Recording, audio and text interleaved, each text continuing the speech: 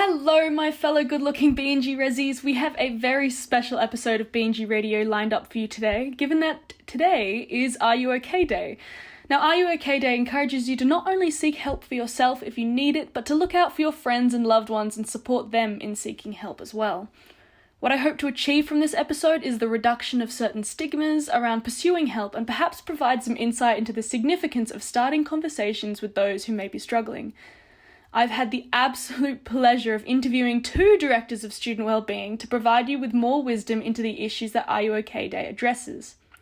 Miss Kirsten Phillips has been in pastoral care and wellbeing spaces for over 25 years and an educator for the past 12. She's our first interviewee today, and she provides some valuable understandings into the development of safe environments, the recognition of basic signs that those around you may be struggling, and some ways in which we can take action. Our second interviewee is our very own Deputy Stu, who provides a B&G and ANU perspective on supportive culture, avenues we can take to ensure the safety of ourselves and others, and the importance of reaching out despite the difficulties. I want to remind you all that you are not alone, and the burden of suffering and silence is not the only option. There is plenty of knowledge and advice shared within this podcast, and I have linked some resources down below that I encourage you all to check out. I hope that this podcast can perhaps empower you to reach out and motivate you to meaningfully connect with those around you. This is a bit of a long episode, but I do encourage you to listen to as much as you have time for, as there are some brilliant nuggets of gold said by our two speakers. So without further ado, here are the interviews.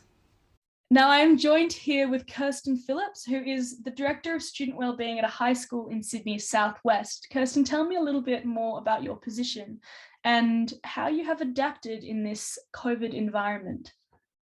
Well, firstly, I just want to say thank you, Paris, for welcoming me into this space. It is lovely when I spend most of my time in a school, because I'm aware that you're not in a school, you're in a university. So as the Director of Wellbeing, I'm a school in the Southwest. We are doing very much the same during COVID as we've always done, which is to care for the wellbeing, which is the emotional, physical, academic, spiritual, a big job, dimensions of our students, and to an extent our staff and their families. So a lot of my time is spent making sure that our students are okay, having them tell us through surveys and various other means how they're travelling, and offering a whole range of supports and services for our families and our students as means of connecting to one another and to school. Because we all know that school is not just about the academics, it's actually a place where people come to not just to learn, but to grow as humans. So we're interested in that whole dimension of wellbeing at our school and making sure that our kids actually thrive still at the moment, not just survive. Wonderful, thank you. And you mentioned asking if people are okay. Now, because RUOK Day is happening, what are the signs that someone is actually not okay? What are you looking for in a person? Yeah. Well, I mean, that's a great question. And I guess it's a little bit different during COVID than normal, because I suppose that the questions and the intention around are you okay is that you would be able to observe somebody either at school or at uni or in daily life. But some of the signs, I guess, would be or changes to indicate that a friend or a student or somebody you work with is not okay and might need some support. Might be that they withdraw from their friends or their family, not just because they've had a fight, but they're just withdrawing. So spending way more time than usual by themselves. Another thing would be that their moods really seem to fluctuate more than usual. So during COVID, all our moods are all crazy. We're all finding, I think, ourselves a little bit out of control or a bit flat, but this is sort of more than usual. You might observe somebody lashing out at strangers even, rude to others or getting upset more easily. Perhaps being more emotional, although with some people there's not more emotion, so that's hard one. Another sign would be their loss of interest in activities or things that they usually love. So things that they previously might have really cared about, that changes a bit. Another one would be their sleep patterns. Now, again, during COVID, everybody's sleep is completely out of whack. I know a lot of our students are really struggling with getting sleep because we're on screens all the time. That's going to affect the way our brains and our wiring is working. But somebody who is, talking about how their sleeping has really changed. And another one is just their eating. They may be eating more or less, or just really have changed from their patterns. So obviously you need to know somebody a little bit to know whether that has changed or altered. So there are some basic signs and symptoms. Thank you so much. You also touched on a little bit before about how you've been going about developing a safe and happy environment within your school. Could you elaborate a bit more on this? Yeah, so when it comes to a safe and happy learning environment, that's a good one. And how you create that, I guess, online is also a challenge. I suppose key in all of this is that when we feel anxious and when we feel worried, and particularly when there are changes, the idea that all of us as humans feel safe is key. So we've tried very hard to create and continue creating a safe community, which means we need to communicate a lot more. So I think we've sent more emails, but we're feeling like we need to actually give people a sense of control and awareness. So we communicate a lot. I'm emailing a lot. I'm calling a lot. I'm in people's face maybe a little bit, but that I think creates a sense of predictability. So routines are important, particularly with our little kids. We really we've tried to keep to the same routine. So routines are important in creating safety. I think creating supportive networks where it's okay. That's where Are You OK Day fits in. This sense of removing the stigma around it, people being sad or having mental health challenges, that it's okay, and that there's help, that there's a lot of help, that these things, we can get through these things, and with treatment and with help and with encouragement, things can be turned around. So Are You OK has a premise, which is a conversation can change a life. And I think part of a safe community is letting people know that there are help. It's okay to get help, and there are helps available for everybody. I think sometimes people feel like, oh, I'm not okay, but there's other people with bigger problems. I will always sort of say to people, that may be true. Maybe your problems aren't the biggest, things in the world. They're not life changers, but there's still help, and taking some next steps is really important. So we do lots to try and create a safe community, to try and have people that are trustworthy, that are available, reliable, and that our communication is really clear. So yeah, I guess just opening conversations and not just sticking with what people say at surface level, actually digging and getting people to really share their frustrations about, particularly at the moment, how things are different and how people are feeling. That's some things we're doing. A lot of the things you've just said are very relevant in a university context. Like, people at the moment, particularly now during COVID, are dealing with a lot of isolation and constant change, and like people's support networks may not be as accessible as they were before, with friends and family interstate and in lockdown, and there's a lot of displacement. But there is this I guess hope and trust in this solidarity that we are all sharing this taxing experience. And you raised a really good point before about asking for help and going and seeking help despite what you're going through. Like you may, for example, you may be either drowning in a puddle or drowning in an ocean. Either way, you're still drowning, and you still deserve help, and you're still and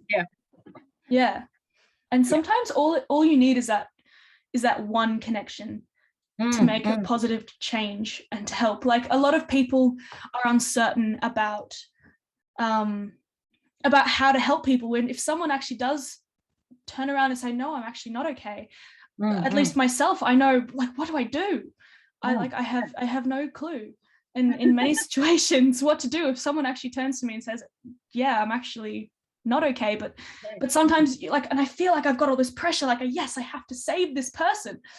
But also you don't have to do that. There's you have no obligation to do that. Sometimes all they want you to do is listen. Sometimes all that you need to do is just be that next step and get them and unburden them, perhaps, and perhaps push them to seeking help, perhaps more professional help or more specific help.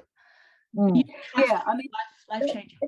you've hit the nail on the head there with that, Paris. I guess we don't often ask because we're afraid. What happens if they say, like, I've noticed these things about my friend or my, roommate or, room hall buddy or whatever. But what do I say if they say, you know what? No, I'm not okay. Where do I go with that? And I guess to acknowledge that that's a pretty standard fear to think, oh no, what if they cry? I don't know what to do. I don't know where to go. And also that sense of not being equipped yourself to take them a step further. So I suppose it is trusting your gut, that if you've noticed that somebody is not going okay, trusting your gut and just throwing it out there. You seem tired. What's been going on?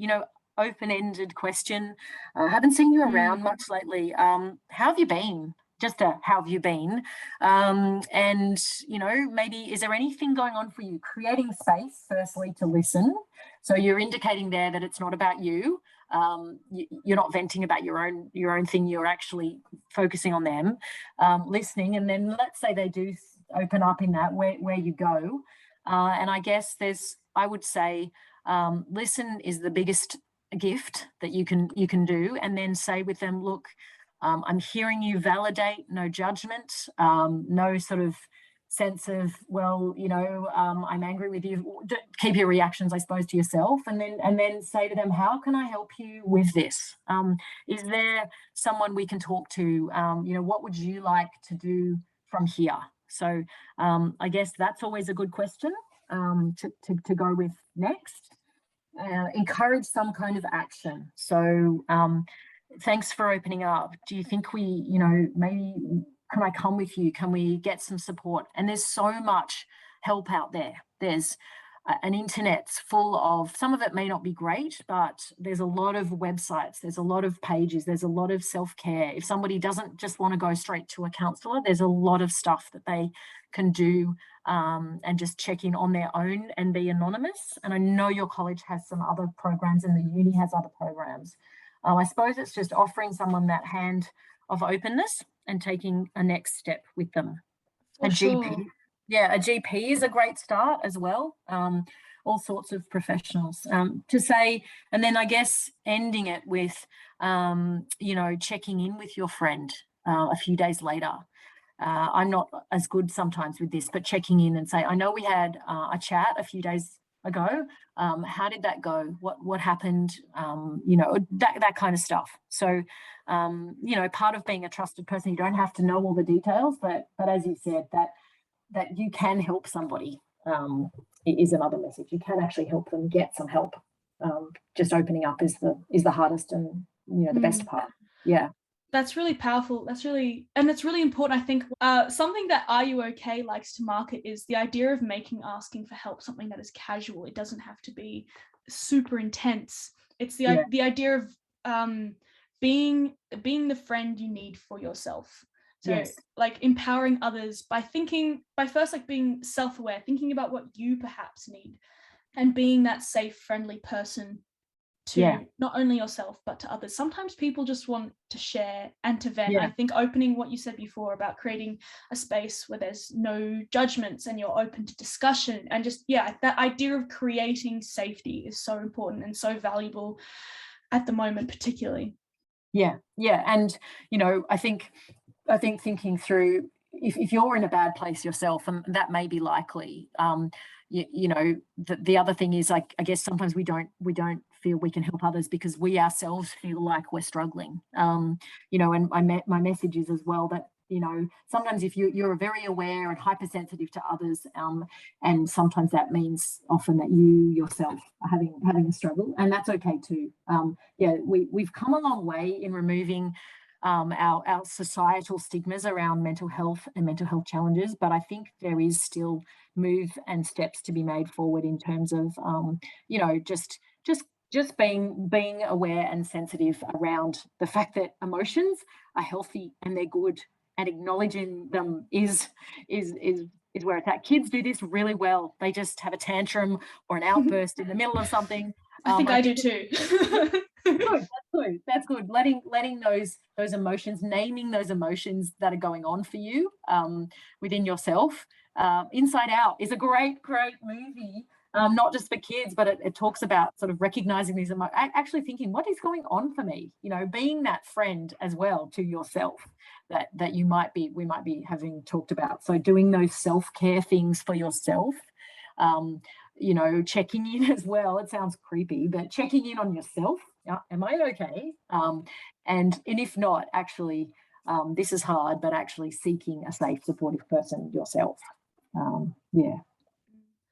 Thank you so much for giving up your time to come and speak with me today. You raised some really valuable points about the signs that someone's actually not okay, tips on how to help people, the fact that everybody is entitled to help, which I think is very important. So for those of you listening out there who perhaps are struggling, you are struggling, don't disregard the fact that other people may be, in quotation marks, struggling more than you. You are still entitled to help as well. And I think you've raised some really, you've brought up, you've sent a really good message about how to empower others to meaningfully connect and how to lend support, which is all that Are You OK Day is about. So thank you so much for coming to speak with me. It's been a pleasure. Thank you, Paris, and thank you, everybody. And it's been great to share. Bye. I'm joined now with Stu, B&G's own Director of Student Wellbeing and Acting Head of Hall, to discuss further the message behind Are You OK Day, particularly in relation to ANU and B&G. Thank you so much, Stu, for giving me your time for this interview. We all know how busy your schedule is, so for you to do this, it really means a lot.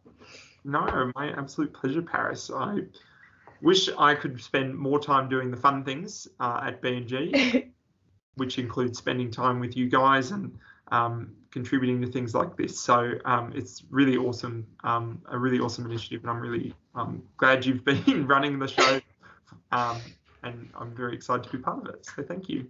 I also wanted to thank you as well for all of the effort that you've put into supporting the B&G community throughout lockdown. Everyone at the college recognises the incredible amount of work and the multitude of sacrifices that you've had to make in order to ensure our comfort and safety. And you really do embody everything that Are You OK Day promotes. So thank you. My absolute pleasure. And I'll pay you after the interview for saying that. Thank you. Obviously a joke for the benefits of the tape. My bribes limit is much, much higher than that. No, it was honestly, it's been really awesome to have the feedback from the community that has come through, and from parents and things like that. It's just been wonderful. Makes it all worthwhile. Emily and I, realised how difficult and awful quarantine was at the start of this lockdown for everybody, and it wasn't very fun for us either. But it was just good to be able to support the community as best we could, and I'm proud of the community for kind of keeping it together, and for the way we've handled things for the most part. I know it hasn't been perfect, but considering no one's caught COVID yet, I think we must have done something right. For sure. Yeah, I think everyone's very grateful for all the work that you've put into keeping us safe. Leading on from that, I would like to follow on from what was said in the previous interview regarding developing a safe and happy environment within B&G. Now, Are You OK Day in many ways encourages the creation of secure cultures in which people can open up to others with as much ease as possible. How is this achieved at B&G, and are there things that we can do as residents ourselves to create this safe and supportive culture? Yeah, for sure. I mean, look, the culture of B&G is a really special one. I mean, I've been really impressed in the 12 months that I've been here almost now, and with the kind of level of emotional integrity and maturity that a lot of residents conduct themselves with. It's truly special, like it genuinely is. I've worked in at least 3 other halls, and none of them have quite had what we've got going on here. And that's really important for me, as was one of the kind of core reasons that I've ended up here. I think that in terms of how B&G creates that culture and how it creates that culture of inclusion and acceptance that builds a safe place for people, in terms of those safe and secure places that, like, having positive conversations about mental health and well-being that Are You OK Day is about, kind of is leading to. I think that comes a lot from the cohort. So I think B&G is a very down-to-earth cohort of resis from very different backgrounds all across Australia. We have a lot of students from metropolitan areas, from regional areas, rural areas. We have people who have come from all sorts of different backgrounds, with parents who might have been born overseas. In a typical year, we would probably have a lot of international residents as well, although obviously the COVID pandemic's reduced their number. They're still also a sizable part of our community. And so those sort of different backgrounds and the diverse range of experiences that come through the door at the start of any given year at B&G, I think, contribute a lot to the need for that culture, because for all of those different people, you know, to feel safe and to feel supported, they're going to need to have a space that's really accepting of different people and difference in general, right? And so I think there's that's where the need for that space has come from, on top of like just generally it's a great thing to have safe and secure places for people.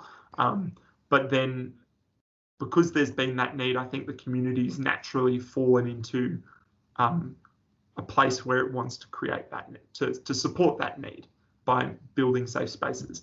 I think we do a lot of work, you know, at the start of the year with our inductions about setting the tone and things like that. But then a lot of what happens in the community with just the little things, from floor events with an SR through to massive BAGMA events, and you know, like multi-culti and things like that, or MX, which touch wood may still happen this year in some form, or fingers crossed. Any of these things, or all the sporting comps and the the Interhall Arts Council stuff that happens, like all of these things, they're all driving towards building a community, right? And to engaging everyone in that community. And I think that that engagement means that people are buying into the culture that we've got. And I think that, you know, setting the tone is just a small part of that. And that, you know, can come from the uni and from the staff team here as a kind of like these are our values, this is our ethos. But ultimately, it's what's lived out by the community that actually defines that, right?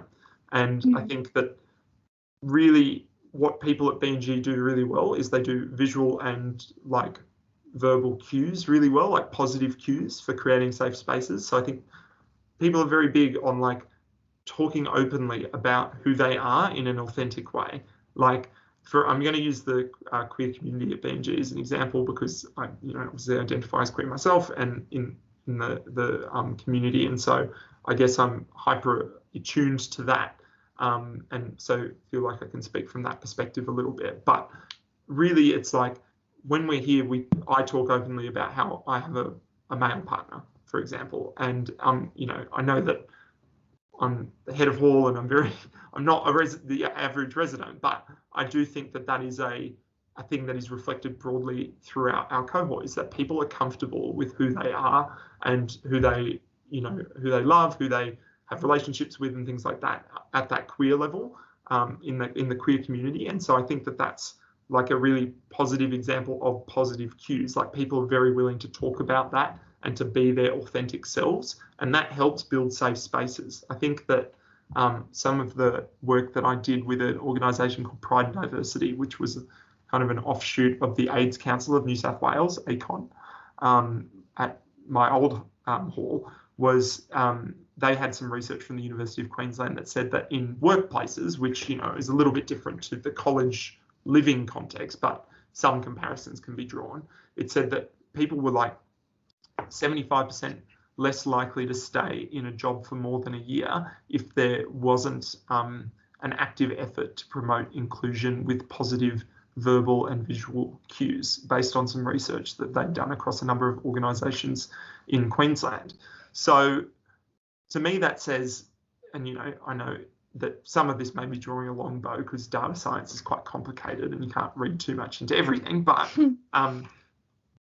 that's the engineer in me talking. But the gay man in me talking is saying, well, I'm far less likely to stay in a community at a residential hall where I don't get any support from the community to show who I am as my true self, because it's taboo here to talk about being openly gay or loving someone from the same sex or things like that. And that would force someone into a really negative space where they don't feel safe and they don't feel like they can live their authentic self, and so they leave. B&G does the opposite though. we're super positive from the get-go about what our culture is and like how we respect each other. And as I'm going to use the queer community example, we have great programs run by our GSEs and by BAGMA and the SRs, and like a very diverse representation among the leadership as well. And that sort of says to new residents when they come into B&G, this is what the culture is, this is who we are as a community, and that they instantly feel safe. They're like, this is our safe space and we can be our authentic selves here. So I think that's a big way that secure cultures are built, is from having those positive kind of role models that are like those visual cues, things like pronouns on people's doors, and, you know, encouraging in our Facebook posts, like doing the accessibility posting and stuff like that. Just these tiny little things that might not seem significant in and of themselves, but all are contribute to building safe and inclusive culture. So I think that's probably how we get those places at B&G. Yeah, and you've raised some really good points. Like the idea that it actually is, a lot of studies have been done regarding this, like the difficulties in asking for help if you need to. It's so much easier to help others and lend support if you've had that positive experience in a positive and safe environment with being helped. So I think the fact that B&G is able to nurture this in so many ways for so many people is something that's very special about our college. Yeah, no, I totally agree. And I think that builds a lot of trust between the residents and the community. Like it's really interesting to kind of see from my perspective, like the trust that people share with each other here in the hall. And sometimes it's little things like, you know, sharing ingredients in the kitchen or something like that, which might seem unremarkable in and of itself, but there is this kind of deep degree of trust amongst, I'd say, the vast majority of the residents that comes from them being able to live their authentic selves. And you're right, that does lead to a place where people are far more comfortable to ask their friends for help if they need it.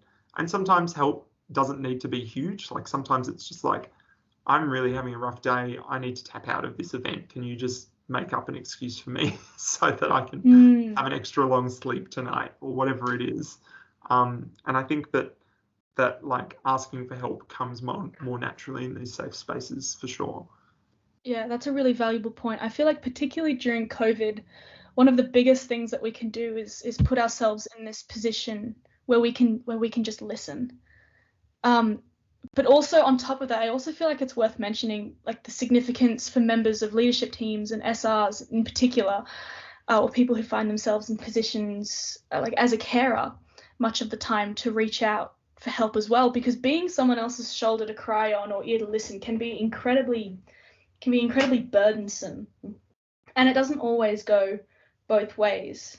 The B&G community is incredibly supportive and is a very, very safe environment, but sometimes like the people that rely on you aren't prepared necessarily for you to rely on them as well. And recognizing this is no disrespect to them at all, but in fact is just an action of self-awareness that can lead you to seeking out like further support or mental support and physical support as well. And I know from my own experience that it can be sometimes hit and miss finding people who are 100% in your corner and that are in that particular position to support you as well. So yeah, look, I think there's a point there to be made about like boundaries for people, and I think that it's a really difficult line to walk, particularly as young people, where you're still, you know, experiencing life and a new sort of life in many ways. You've become an adult. For the vast majority of people that arrive, they're 18 and allowed to do pretty much anything any other adult is allowed to do.